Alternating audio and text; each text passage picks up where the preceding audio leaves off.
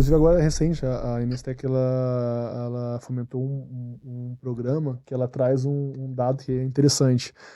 Todos os anos caem 8 aviões lotados de motoristas. Isso não se fala. Então, eu vi esse dado aí no Logística do Futuro. É um dado real. Então é um volume, um isso Boeing... é de dentro da OpenTech? Desculpa, da Inestec, mapa geral de acidentes fatais no Brasil. Caraca, doideira, Só que, mano. então são 8 Boeings todos os anos que caem e motoristas falecem nas estradas. Então é um dado que quando a gente fala em número de aviões, chama mais atenção, né? Só que assim, na teoria ninguém se fala tanto nesses números. Exatamente. E tal. Então assim, esse é um ponto que chama muita atenção. Eu acho que vai muito nessa linha que o Ferraz trouxe de evolução desse pilar, né? Quando a gente olha na parte de risco, como a gente já falou, a evolução do Brasil como case aí já vem de algumas décadas, né? Então, a gente estava falando recentemente ali da Log Risco no México. Quando a gente compara a operação hoje do Brasil com a do México, 20 anos atrás eles estão, em termos de automação, em termos de inteligência, soluções preventivas. Então, assim, nesse pilar, de fato, a gente está muito evoluído, né? Agora, no pilar de acidentes, a gente tem muito a evoluir. Ainda acho que é um campo que a gente tem que explorar muito. E essas novas soluções que a gente estamos implantando no mercado, elas ajudam muito e fomentam, acho que, esse momento de foco não só em atenção à vida humana, mas também, de fato, na conservação da carga, no tamanho do impacto nas perdas na cadeia logística, né? Para seguradoras, corretoras, gerenciadores de risco, para o cliente, obviamente, o quanto você deixa de agregar valor na entrega final para um cliente, na marca, na exposição da marca. Então, acho que tudo isso vem corroborando para a gente ter um fomento maior ali no pilar de acidentes. Você sabe que eu tive recentemente numa gerenciadora de risco do Chile, e aí eu fui lá, fiquei do lado da operadora, entendendo o que ela faz e tal. E te confesso que eu acho que eu não gastei mais de 5 minutos ali porque é só localizador, basicamente, que eles têm lá. É um desafio muito grande. E aí teve uma hora até que ela ligou pro motorista, ele não atendeu, aí passou, sei lá, uns 2 minutinhos, o motorista retornou a ligação. Que da hora. Vai falando assim, não, tá tudo bem. Eu falei, você não quer ir pro Brasil, não? Vamos ver como que é atender uma ligação lá. Diferente, Os caras tão, já estão, sei lá, puto, porque tá acontecendo sei lá o quê. Porque é tanta tecnologia embarcada no veículo, né? Que às vezes, se você não souber lidar com a tecnologia, também atrasa, né? Sim. Então, enfim. A gente chega a um ponto, né? Assim, olha que diferença, né? Você falou, cara, basicamente uma localização, faz um contato com o motorista, aquela coisa toda. E a gente tem, né? Não criticando aos cariocas, mas no Rio de Janeiro a gente tem um modus operandi totalmente diferente do resto. Particular ali, particular, outro país, né? Outro planeta. É muito louco. Cara, a gente chega, tem vez que fazer... aquela vez que você tem efetividade em bloquear um caminhão, a gente faz vídeo chamada com o ladrão. O ladrão tá fazendo vídeo chamada com a gente e... Você tá brincando? Os caras estão nesse nível. Porra, cara, outro dia eu vi no Instagram lá, não sei se você viu um vídeo, sequestradores fazendo live no Instagram, velho. O mundo tá ficando maluco, cara. Esse monte de comentário aí subindo assim, ó. É que é muito, acho que a gente falou no início do podcast sobre países, né? E reforçou agora essas comparações com alguns países.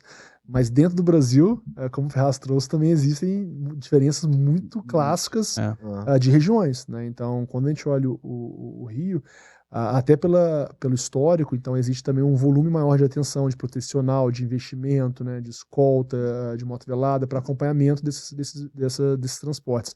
Então, no Rio, a gente vê muito hoje o diagnóstico, olhando na parte da cadeia de frios, como é uma carga que tem, na teoria, uma capilaridade muito rápida, né, muito fácil escoar, então você vê muito roubo de oportunidade. O roubo da distribuição, que é o porta a porta.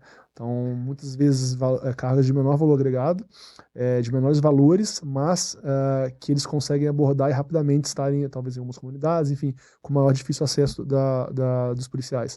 Então, hoje a gente vê muito esse roubo. A Open, que hoje, né, tem a liderança hoje do segmento de frigorificado no Brasil na parte de gerenciamento de risco, então a gente tem um volume muito grande, uma amostragem muito grande. Então, a gente percebe que, ainda hoje, se você for pegar a amostragem nacional, praticamente todos os dias tem uma tentativa, uma abordagem num veículo de distribuição frigorificado. Então, assim, ainda é um volume muito grande. Obviamente que não quer dizer que não aconteça recuperação, né? A taxa de recuperação é muito alta. Mas aí retomando o assunto da parte de região, quando a gente fala do Rio, então tem muito esse foco de distribuição, da oportunidade, muito conectado à questão do tráfego, né? Então acho que isso impacta muito o modus operandi dentro do Rio. Quando você escalona isso, por exemplo, para São Paulo, Nordeste, por incrível que pareça, né? A parte de Pernambuco, Piauí, na parte frigorificada de carnes, você vê uma abordagem muito mais intensa de quadrilhas, então buscando cargas de alto valor agregado, então algo mais especializado, então uma menor recorrência, mas uma complexidade maior em abordagem. Então, assim, você vê essa exposição maior nesses estados, que às vezes muita gente nem imagina, né? Por que Pernambuco, por que Piauí, então tem realmente esse histórico recente, e São Paulo, né? Minas Gerais já é um estado que a gente vê um volume muito grande de furtos na cadeia frigorificada, pequenos furtos. Tipo, parado num posto. Isso, pequenos furtos, né? Aqueles furtinhos da serra aqui. Isso, leva uma caixa e corre, isso aí. Então, assim, você vê que regionalmente é engraçado, né? Você vê que no centro-oeste, no sul, você já tem uma incidência muito menor de abordagens, tá? Tanto na distribuição quanto no longo percurso. Então você vê que tem essa diferenciação também não só para outros países, mas também no Brasil, entre regiões. Então roubo, São Paulo, Rio, Pernambuco e qual que foi o outro? Eu tô falando muito agora especificamente na parte de frigorificado, focado muito em carnes. Até sim, perfeito. Isso, perfeito. Mas assim, a gente vê o Sudeste com certeza desponta. Até pela volumetria também, mas a taxa também, vamos falar em taxa, então, faz mais sentido. O Sudeste e, obviamente, São Paulo e Rio. E em Minas Gerais, muitos furtos. Agora, o que a gente viu recentemente, um crescimento de quadrilhas, foi realmente Pernambuco, Piauí. A gente viu um histórico recente. E em Minas, muito furtos, né? É uma curiosidade, né? Mas é algo que chama atenção. E Ferraz, e pra fora do país, assim, nas suas entregas lá nos países vizinhos, tem muito roubo pro lado de lá, não? Tivemos um passado, né? Quando eu acabei, a minha ida lá não foi para esquiar. Tive muito problema. A minha ida não foi para esquiar, foi exatamente por esse motivo. A gente estava tentando entender os modus operantes e entender como era a entrada, quais eram os fornecedores que a gente poderia, parceiros que a gente poderia criar lá na região. Depois que a gente fez essas frentes de trabalho, hoje a nossa preocupação é a temperatura. Mais a questão da qualidade, vamos dizer, se o cliente final não receber a carga, a gente tem que retornar e não é um negócio de 200 quilômetros, é uma caminhada para fazer o retorno e muitas vezes essa carne acaba chegando, né, que não é a mesma coisa de chegar dentro do CD e você manter dentro do refrigerador. Imagina que a gente vai fazer uma viagem longa para lá e fazer a volta disso.